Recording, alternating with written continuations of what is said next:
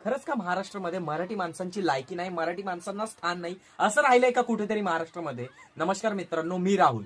तर आपण बघतोय की बोरिवली सारख्या नॅशनल पार्कमध्ये जे आदिवासीचा अर्थ काय असतो, जे आधीपासनं वास करतायत, जे मूळ निवासी आहेत, जे खरोखर गाववाले आहेत, त्या लोकांच्या घर हे तोडले जात आहेत सरकारकडनं.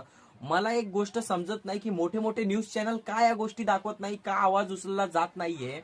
तो तिकडचा स्थानिक वर्षानुवर्ष तिकडे राहतोय, तुम्ही त्यांच्या घर तोडतायत आणि कारण काय, जंगल बिंगल वगैरेची कारण देता. अरे त्या नॅशनल पार्कची कित्येक जागा बिल्डरच्या घशात ओततायत तुम्ही वर्षानुवर्ष.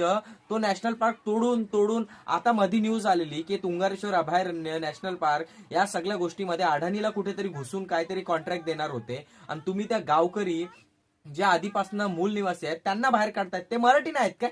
मराठीचा अर्थ म्हणजे महाराष्ट्रामधील राहणारा प्रत्येक माणूस, तो कोणत्याही जाती धर्माचा असेल. आज त्यांच्यासोबत या गोष्टी होत आहेत.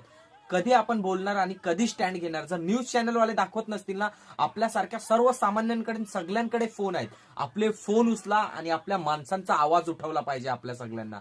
आज यांच्यासोबत असं घडतंय, काल तुमच्यासोबत घडू शकतं, एवढं मात्र लक्षात नक्की ठेवा.